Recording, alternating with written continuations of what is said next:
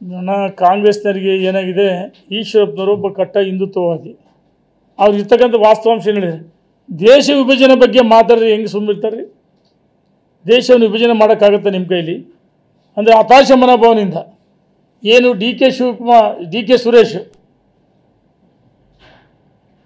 ಇವರೇನು ಹೇಳ್ತಾರೆ, ದಕ್ಷಿಣ ಭಾರತದ ನಮ್ಮ ಕರ್ನಾಟಕದ ಆದಾಯವನ್ನು ಉತ್ತರ ರಾಜ್ಯಗಳಿಗೆ ಕೊಡ್ತಾರೆ ಅಂತ ಹೇಳ್ತಾರೆ. ನೋಡಿ, ಇವರ ಅವಧಿಯಲ್ಲಿ ಆಗಿರ್ತಕ್ಕಂಥ ತಪ್ಪುಗಳನ್ನು ಮುಚ್ಚಿಕೊಳ್ಳೋದು, ಇವರ ಅವಧಿಯಲ್ಲಿ ಹಣನೇ ಬಿಡುಗಡೆ ಮಾಡಲಿಕ್ಕೆ ಸರ್ಕಾರಕ್ಕೆ ಹೇಳಿದಿಲ್ಲ.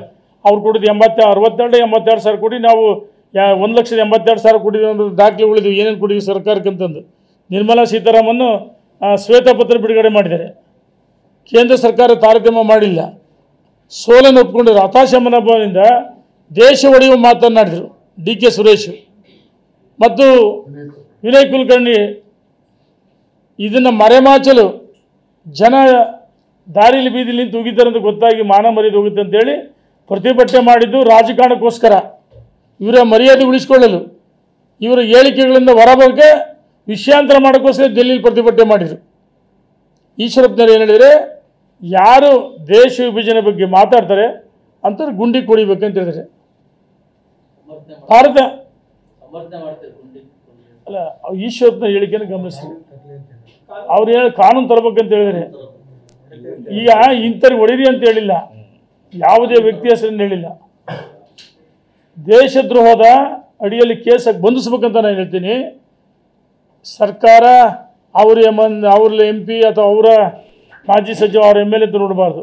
ದೇಶದ್ರೋಹದ ಮಾತುಗಳು ಯಾರೇ ಹೇಳಿದ್ರು ಅಪರಾಧ ಅಲ್ಲದ.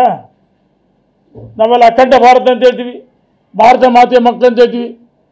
ಹಿಂದೆ ಇವ್ರ ಕಾಲದಲ್ಲಿ ತಾನೇ ದೇಶ ಬಿಡೋದು ವಿಭಜನೆ ಆಗಿದ್ದು. ಬಾಂಗ್ಲಾ ಪಾಕಿಸ್ತಾನ ಯಾರು ಬಿಟ್ಕೊಡ್ರಿ? ನೀವೇ ತಾನೆ, ನಿಮ್ಮ ನೇರು.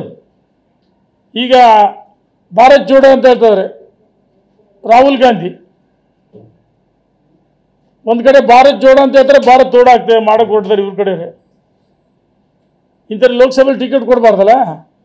ಈಶ್ವರಪ್ಪನವರು ಕಾನೂನು ತರಬೇಕಂತ ಹೇಳಿದ್ದಾರೆ, ಏನು ಅವರು ಗುಂಡಿಟ್ಟು ಹೊಡೀರಿ ಅಂತ ಹೇಳಿದ್ದಾರೆ?